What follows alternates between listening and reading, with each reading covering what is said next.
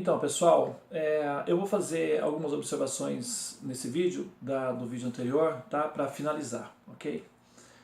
Como você viu, ah, o princípio da explicação védica, ele inclui aí uma explicação que admite a possibilidade de uma pessoa inteligente e com uma noção moral de amor que justifica utilizar a inteligência para o propósito do amor. Então, uma simulação de realidade é criada para que as entidades viventes possam ter as suas experiências virtuais sob a forma de hipnose e assim possam cometer erros e aprender pelo princípio da seleção natural dos erros e dos acertos, tá? Agora, interessante é que a pessoa pode pensar assim, pode surgir muitas dúvidas, né? Ah, mas então quer dizer que se eu, assim que eu morrer aqui, eu desperto lá no reino de Deus? Não, não é assim, tá? No intermédio, aqui nessa fase, olha, entre o reino de Deus propriamente dito, existe um ambiente chamado Akash, tá? Aqui ficaria aí no meio entre o reino original e a simulação. O Akash é uma espécie de arquivo geral, tá? E a consciência fica adormecida aí nesse Akash, que é o que os cristãos falam do estado de adormecência. Os espíritas têm aí as colônias, que é onde a consciência retorna aí para esse ambiente, e não é exatamente o reino de Deus, é um local de terapia, de curas, de tratamento, de preparação, para que a pessoa possa retornar digamos aí, a reencarnar novamente para cumprir aí aquilo que não foi cumprido, aquilo que não foi trabalhado, aquilo que não foi evoluído, ou seja, para que o ser desenvolva a compaixão, né? Ou seja, aí vai haver terapias de perdão, de resgate, de caridade, etc. Para quê? Para que o ser desenvolva a compaixão, que é o estado almejado o programa todo da simulação de realidade é apenas para levar a entidade viva de um estado inicial de ignorância da própria existência ao estágio final, que é a compaixão florescida. Aí todas as terapias favoráveis a isso são bem-vindas, e aí as religiões procuram se adaptar a essa terapia. Algumas com uma melhor qualidade, outras não tão assim com a qualidade tão desenvolvidas, mas todas elas de modo geral procuram aí, ao menos no seu discurso oficial, falar em termos da paz e do amor e da compaixão entre os seres, e aí como se coloca isso na prática já é outra história, né? Mas a ideia é que o discurso geral é uniforme, é paz, amor, compaixão, que é a terapia central de todo o programa da evolução, o desenvolvimento da compaixão do ser, tá? Agora, dentro do mecanismo da simulação, a consciência não retorna ao ponto original imediatamente após abandonar o corpo. Como eu falei, volta aí para essa região que é o Akash, e nessa região ela então pode retornar ao corpo de carbono, que é a fase humana, ou então ser promovida para uma fase mais distinta, que seria já a próxima fase, que seria uma fase divina, ok? Agora, as leis de karma, elas se aplicam dentro do programa. O karma nada mais é que a consequência, né? O sistema de repressão e de estimulação para que você faça coisas positivas que ajude a entidade viva a despertar os sentimentos de compaixão, e o sistema de punição que obriga a entidade viva a pensar, a questionar a realidade, a repensar os atos.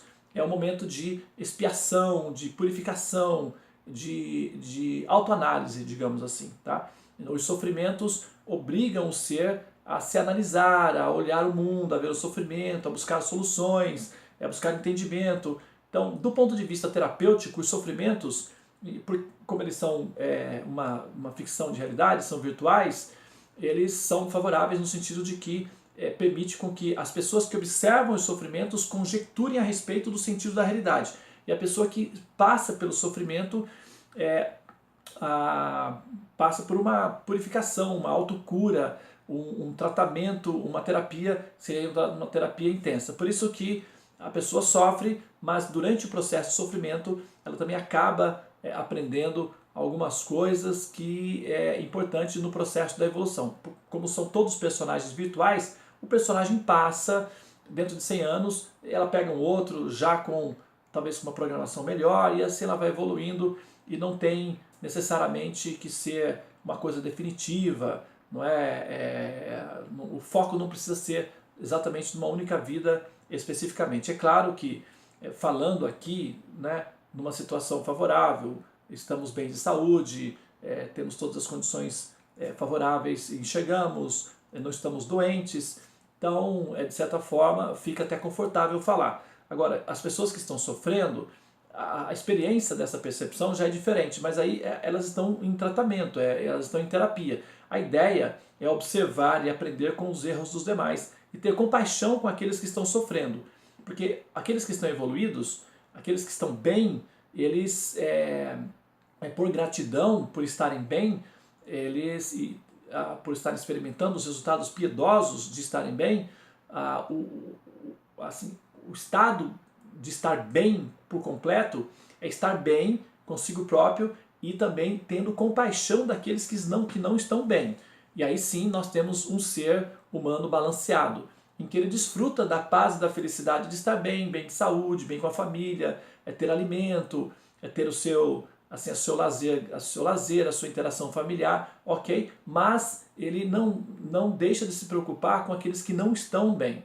Ou seja, ele procura auxiliar para que aqueles que não estão bem, para que eles fiquem bem. E esse exercício terapêutico é progressivo e ele evolui cada vez mais, ok? Então, o sistema de reencarnação, ele funciona dentro do mecanismo numa determinada fase, depois ele para de funcionar. Na terceira fase, por exemplo, não há necessidade mais desse mecanismo de reencarnação, porque a terapia da compaixão já se deu. É como num herbário, né? Você coloca lá uma muda num vaso, ou na terra, por exemplo, não você coloca no vaso, né, primeiramente.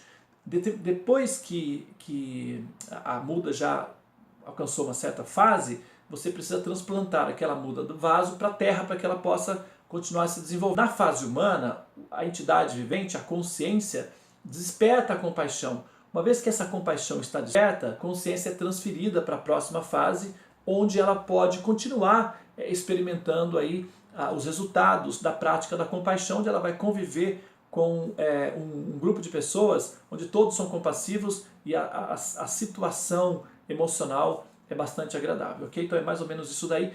Agora, quando se fala, por exemplo, da inveja contra Deus, aliás, da inveja de querer ser como Deus, o sentido dessa colocação é apenas nesse sentido de que a entidade vivente, na ânsia de querer ser um controlador, ela está ocupando a posição de Deus.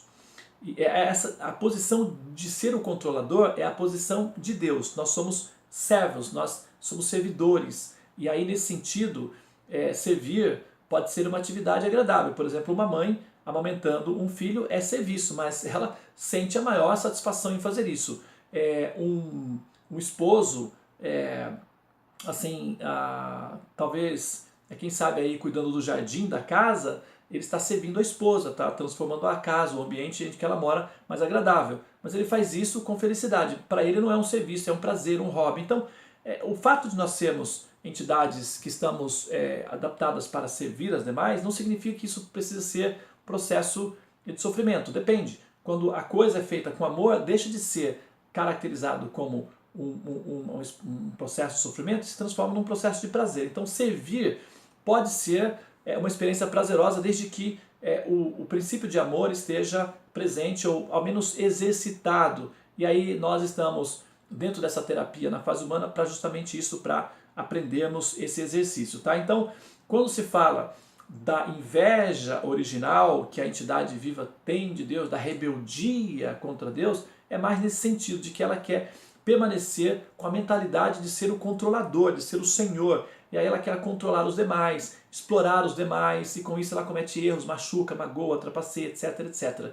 E nesse ponto é que o mundo fica um lugar difícil. O mundo, na fase humana, é um lugar bastante desagradável por conta desse nível de mentalidade em que as pessoas querem, continuam ansiando pelo poder, ansiando pelo controle a todo custo, sem entender que esse poder, esse controle, é para facilitar a vida dos demais, para que os demais se sintam mais confortáveis, mais felizes, mais amorosos entre si. Ok? Muito bem. Então, o livre-arbítrio também ele é aplicado dentro desse princípio. O livre-arbítrio, dentro do reino de Deus, ele é aplicado da seguinte maneira. A entidade vivente não usa o livre-arbítrio para tomar uma decisão de sair do reino de Deus, como é a parábola do filho pródigo que nós falamos nos vídeos anteriores. Tá? Dentro do ambiente consciente da transcendência, os seres, as almas liberadas que estão aí nesse ambiente, elas usam o livre-arbítrio no sentido de como elas vão fazer a cada momento para agradar aos demais ao redor dela. E principalmente, entre elas tem ali um ser que é muito querido, que é muito amado, que é muito assim desejado, não é? Que encanta o coração de todos, que é a pessoa original Deus, que nos Vedas é classificado ou é explicado como Vishnu. E também existe várias manifestações dessa forma de Vishnu, dessa forma de Deus. E esse ser nesse ambiente, que aí você pode, assim, não precisa necessariamente utilizar a palavra, o nome, mas você pode imaginar um ser jovem, belo, gracioso, extremamente divertido, simpático, amoroso, inteligente e que interage com todos com muito amor e com muita felicidade no coração. Uma pessoa extremamente querida e amada por todos os seres, um amigo para todos. Então aí é uma convivência nesse sentido com esse ser original que aguarda o despertar de todas as entidades viventes no ambiente original, que é aí o Jardim de Alá, o Reino de Deus, o Paraíso original, etc., como você melhor o desejar. E aí, como eu estava dizendo, nesse ambiente, o livre-arbítrio funciona no sentido de o que fazer para agradar aos demais e essa pessoa original, que é Krishna, ou Vishnu, ou Bhagavan, ou Deus. Não no sentido de como fazer para escapar desse ambiente, porque ninguém quer escapar de um lugar em que você se sente bem, se sente feliz. O bebê, por exemplo, não quer escapar dos braços da mãe. O bebê deseja os braços da mãe. Então, o reino transcendental não é um lugar onde as entidades vivas estão planejando a todo custo escapar dali, fugir dali, como se fosse o pior lugar do mundo para estar. Não é exatamente isso. O livre-arbítrio ali funciona em termos de o que eu vou fazer para que os outros que estão ao meu redor fiquem cada vez mais felizes, cada vez mais satisfeitos. E como eu falei, eu vou ter um vídeo específico para Vaishnavas, onde eu vou poder usar termos específicos que os Vaishnavas reconhecem, como Krishna, os vaqueirinhos, as gopis, etc. Aqui eu estou falando de uma maneira genérica, por isso que eu não estou mencionando muito os detalhes mais específicos da revelação védica, que é uma área aí bastante, uma área, vamos chamar de área VIP, não é, para as almas liberadas, que seria a compreensão das atividades específicas já relacionadas com Krishna, especificamente, aí eu vou falar depois, tá? Mas, para que seja entendido por todos, de modo geral, a ideia é essa: o livre-arbítrio, ele, dentro do mundo material, ele é utilizado, que seria na projeção holográfica, ele é utilizado para que a entidade viva possa aprender a tomar as escolhas que vão ser positivas no sentido de levá-la a uma evolução mais consciente de si própria enquanto ser que convive com outros e que, portanto, precisa expressar essa qualidade natural que é a compaixão, que a compaixão é a vacina, é o antídoto em relação a essa doença do espírito, que seria, não é exatamente uma doença, né? É uma condição do espírito, mas é um ponto que está sendo trabalhado no espírito, que é a ânsia, o desejo por ser um senhor, por ser um controlador, por estar na posição de Deus e de controlar a natureza material e, claro, controlar todos que estão ao seu redor. Então, essa posição de ânsia de poder, de ser um Deus, de ser um controlador, é aquela história do anel, né? Altera a psique da pessoa, a pessoa fica enlouquecida e causa criando um monte de sofrimentos para todos e a vida fica uma miséria.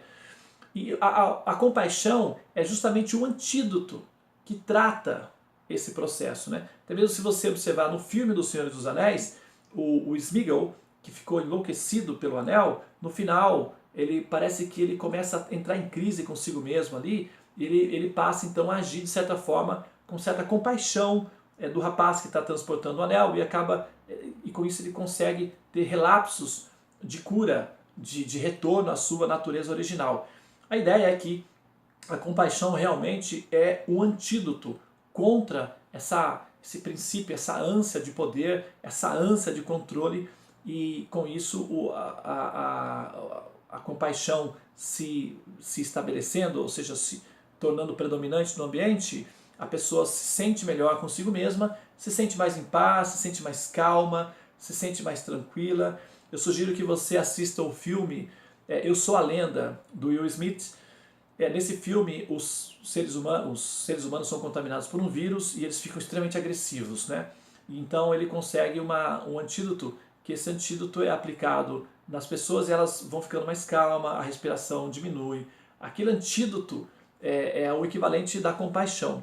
Quando nós aplicamos esse antídoto, que é a compaixão, sobre nós enquanto espíritos, então isso nos acalma, diminui os nossos batimentos e nós passamos a ver o mundo com um olhar mais compassivo, com um olhar mais maternal, um olhar mais amoroso, e isso faz com que o mundo fique em um lugar melhor. E nós passamos então a ver o ser humano como um ser encantador. Quando nós conseguimos ver o ser humano sem a violência, ele se torna um ser extremamente encantador, porque o ser humano ele é um reflexo, o veículo da alma, né? E sem a violência, o ser humano está muito próximo do que seria a ideia do espírito puro, da alma pura. E, portanto, ele se torna um ser encantador, um ser divino, um ser gracioso, amoroso, que nós nos encantamos, assim, porque a alma é um princípio divino. Assim, dessa forma, quando nós conseguimos ver além da matéria, além da projeção holográfica, além da ilusão do corpo, quando nós conseguimos visualizar a entidade viva, conseguimos ver com olhos espirituais a alma, o espírito, a entidade vivente, nós nos encantamos com esse ser que é uma alma e queremos fazer o melhor possível para que esse ser desperte na sua condição de alma, e aí, nesse princípio, como uma onda, isso vai se propagando para todas as outras, e isso faria, sim, do mundo em que nós vivemos um mundo muito parecido com a próxima fase, que é a fase divina. Com a diferença é que nós não conseguiríamos mudar o fato de ser baseado em carbono, e a durabilidade da vida ainda seria um pouco restrita em relação à outra fase, que é de éter. E aí teríamos ainda as doenças e tal para lidar. Mas não teríamos mais guerras, não teríamos mais pessoas morrendo de fome, nós solucionaríamos as principais questões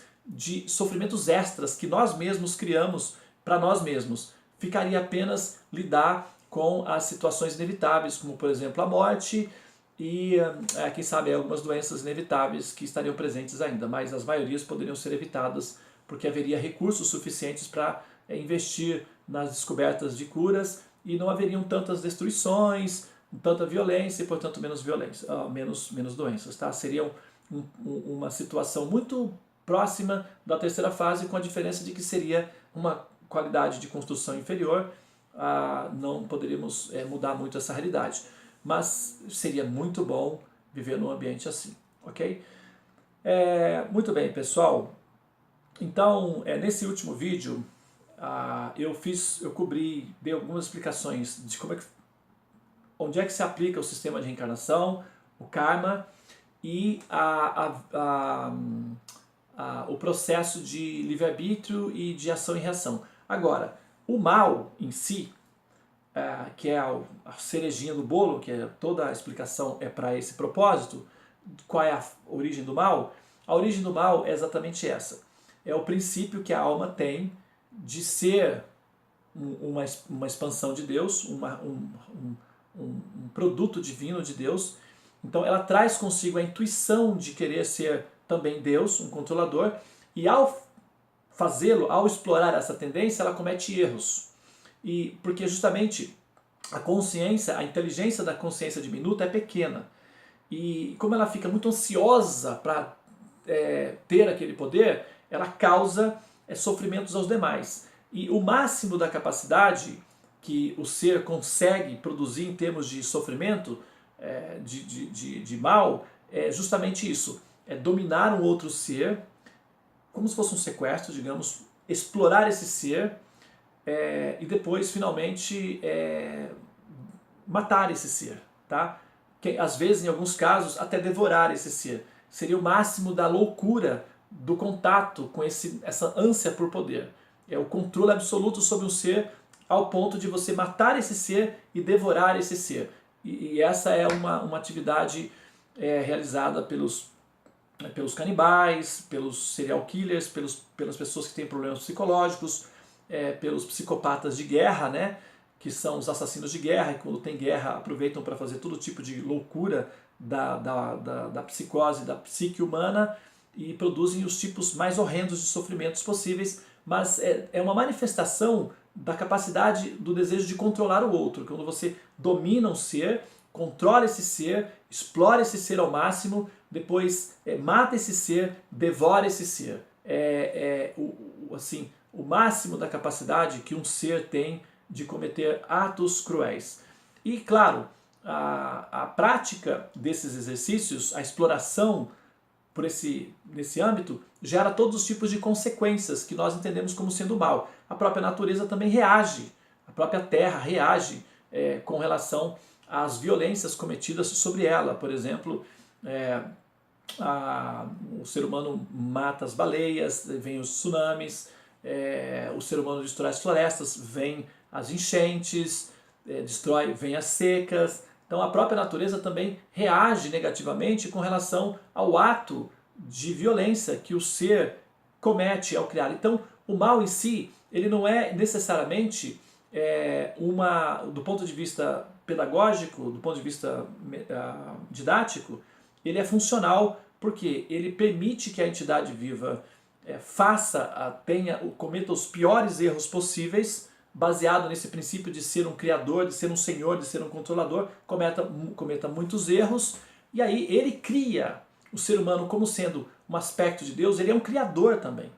E aí a criação do princípio do mal é um erro de cálculo que a entidade viva gera a partir da sua própria ação, da tentativa de ser um senhor, de ser um controlador.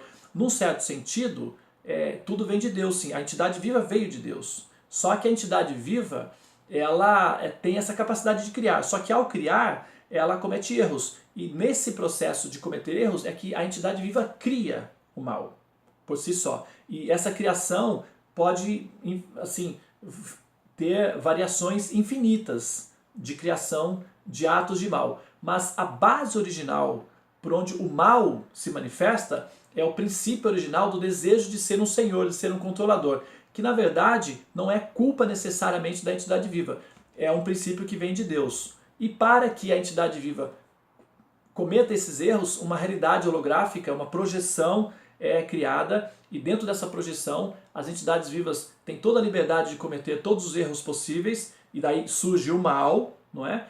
E com isso também ela vai sofrendo as consequências das ações da criação dela própria, que provoca o mal e o sofrimento, e ela então vai aos poucos conjecturando que o mal deve ser erradicado com atos de bondade, de benevolência, de compaixão, de respeito e de políticas públicas, vamos dizer assim.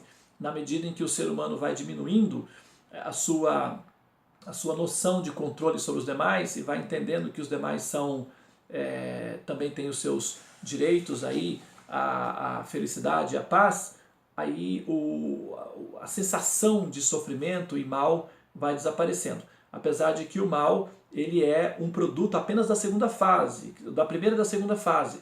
Seriam as fases primitivas e a fase humana. Na terceira fase o mal não está presente, ok? Então, inclusive o mal ele é funcional, ele é didático, ele é pedagógico, ele só tem a funcionalidade na segunda fase e na primeira fase. Na primeira fase ele nem é percebido claramente, ok? Quase um estado inconsciente. Um leão devorando uma zebra na floresta, isso é praticamente a experiência que esses animais têm aí. Às vezes se vê, por exemplo, eu assisti um vídeo de um rapaz, o nome dele é Pirula, ele é ateu, e ele faz bastante vídeos assim, interessantes. Eu gosto de vez em quando assistir algumas opiniões dele, porque são opiniões muito legais, embora a conclusão seja um desastre, mas a análise sistemática dos recursos humanos para entender a realidade eu acho interessante. E ele estava dando, como ele é biólogo, ele estava dando um exemplo de que uma cobra de cativeiro foi colocado ratos dentro de um local onde a cobra estava. E ela comeu um rato, a cobra comeu um rato, depois o outro, e ela, como ela estava satisfeita, ela estava imóvel. E aí o outro rato foi lá e roeu, comeu toda a cabeça da cobra e a cobra não reagiu. Quer dizer, o ser humano ainda está analisando a quantidade de sensação de sofrimento que nesses reinos os animais sentem. Então nós temos uma percepção do quanto há sofrimento, mas o cálculo dos sofrimentos que eles experimentam na experiência de ser um animal, isso está sendo calculado ainda, ok? Mas é bastante bem menor do que estar consciente completamente e entender a questão toda que envolve o assunto do mal. Eu não estou querendo justificar nada disso, só estou explicando que a tensão pode ser medida de diferentes graus, tá? Agora, no reino humano, evidentemente, essa sensação é o mal moral e o mal físico. E o mal físico ele é mais plenamente percebido por causa do sistema nervoso central mais complexo e também por causa da percepção consciente integral desse mal provocado que acumula o mal moral com o mal físico, que são dois níveis de sensação de mal. Na terceira fase, essa funcionalidade do mal já não existe mais, ok? Então, o mal é uma consequência do princípio natural que a alma tem de querer ser como Deus, um controlador. E isso passa dentro da segunda fase. Muito bem, eu vou então terminando aqui, tá? O próximo vídeo é um vídeo específico para Vaishnavas. Caso você queira ir lá dar uma olhadinha, eu vou usar muitos termos técnicos que somente os Vaishnavas poderiam entender, mas se você quiser, vai ficar disponível também para você, tá?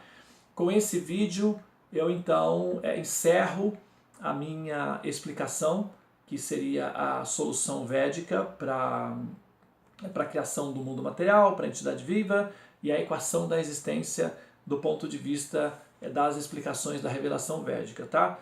Esse último bloco da série A Solução Védica está muito rico, tem muitos links que eu deixei aí sobre documentários feitos sobre a Índia e o patrimônio cultural, intelectual e filosófico que a Índia legou à humanidade, como por exemplo os números, a língua. Recentemente o último presente foi o matemático Ramanujan, que tem aí alguns documentários sobre ele. Enfim, tem muita riqueza aí de informação para você explorar, tá? Mas aí são vídeos alternativos, ok? Fique à vontade. A conclusão do nosso raciocínio termina com esse vídeo e eu vou ficar à sua disposição para quando você sentir-se à vontade para fazer perguntas e comentários, eu estarei à sua disposição, ok? Muito obrigado pela sua atenção e se você chegou até esse vídeo, se você não fez um truque, né, claro, porque eu reparei, eu fui observando, né, que eu passei os vídeos para algumas pessoas para fazer um teste, para ver como eles reagiriam nessa série.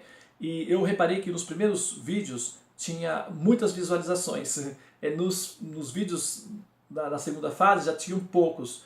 E aí eu vi que nos vídeos intermediários tinha praticamente nenhuma visualização, mas nos vídeos finais já tinha muitas visualizações. Ou seja, o pessoal pulou os vídeos, né, para ver logo a conclusão. Como a gente faz com o filme, né, pula logo para o final do filme para ver qual é a conclusão, ou vai logo no final do livro.